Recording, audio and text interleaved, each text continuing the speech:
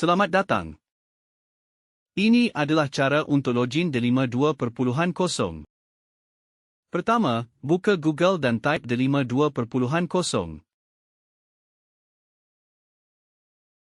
Kedua, tekan pada pilihan yang paling atas seperti dalam gambar.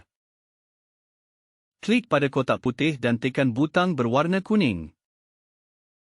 Kemudian, pilih Use Another Account yang terletak paling bawah. Kelima, masukkan ID Delima murid dan password. ID Delima dan password boleh diambil dari WhatsApp kelas.